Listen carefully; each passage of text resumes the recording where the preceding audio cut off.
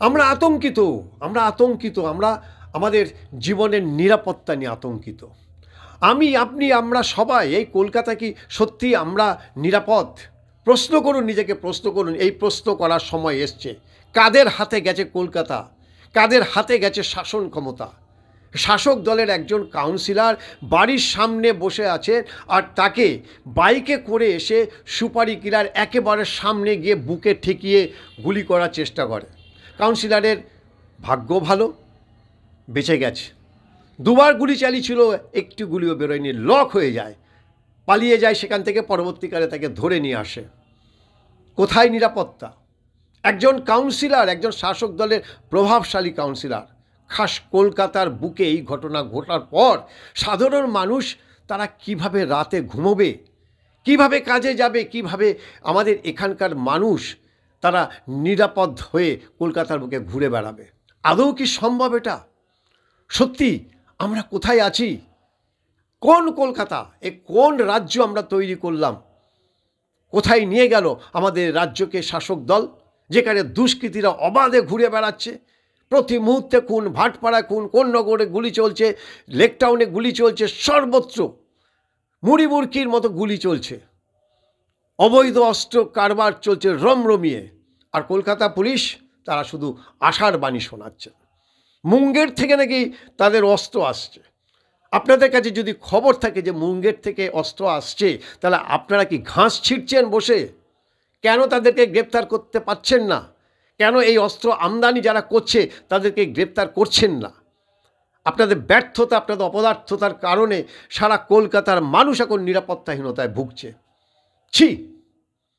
কোন কলকাতায় আমরা বাস করছি? কোন পশ্চিমবঙ্গে বাস করছি? এই পশ্চিম বাংলা এখন কাদের হাতে চলে গেছে? কতগুলি দুর্বৃত্তদের হাতে কলকাতা, যেখানে মুহুর মুহুর গুলি চলে, কারোর কোনো নিরাপত্তা নেই। আর ঠুটো জগন্নাথের মতো পুলিশ নানা ভাষা দিয়ে, তারা নানা জ্ঞান দিয়ে ঘুরে বেড়াচ্ছেন, আমরা এই করছি, আমরা ওই করছি। আর রাজ্যের মুখ্যমন্ত্রী তিনি ঢাক বাজাচ্ছেন যে কলকাতা সব থেকে সেফেস্ট সিটি, এই তার সেফেস্ট সিটির নমুনা। আমরা আতঙ্কিত, সত্যিই বলছি আমরা আতঙ্কিত। আমরা কোথায় যাব আমরা জানি না। আমাদের বাড়ির ছেলে মেয়েরা কতটা নিরাপদ আমরা জানি না। আমরা নিজেরা জানি না যে আমরা বাড়ির বাইরে বেরোলে কেউ যদি আমাদের উপরে আক্রমণ করে আমরা কি করব জানি না। আমরা পুলিশের কাছে কোনো খবরই নেই, পুলিশের কাছে কোনো খবর নেই, পুলিশ কোনো নেটওয়ার্কের মধ্যে নেই। একটা সময় ছিল স্কটল্যান্ড ইয়ার্ড বলা হতো কলকাতা পুলিশকে, আর সেই কলকাতা পুলিশ এখন বাজে কথা বললেও বলতে হয় যে একটা আস্তাবলে পরিণত হয়েছে।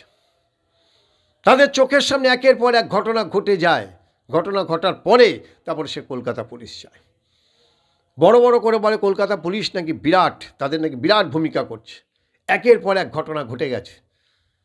আজকে যে কাউন্সিলরকে প্রাণে মারার চেষ্টা করেছিল, ভাগ্যের জোরে যিনি বরাত জোরে যিনি বেঁচে গেছেন, তিনি জানেন না কালকে তার উপর আবার হামলা হবে কিনা।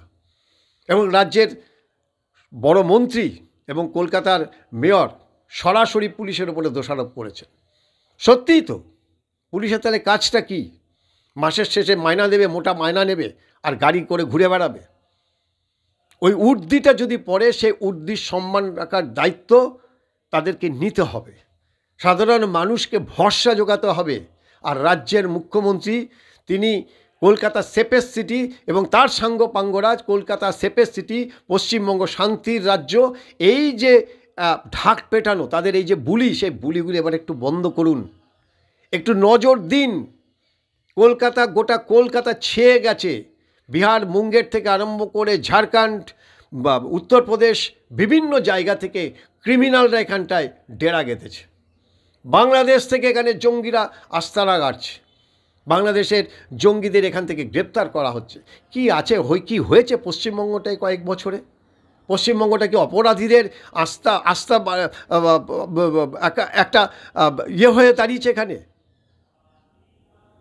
পশ্চিমবঙ্গ এই স্বর্গরাজ্য হয়ে দাঁড়িয়েছে অপরাধীদের। কোথায় গেছি আমরা?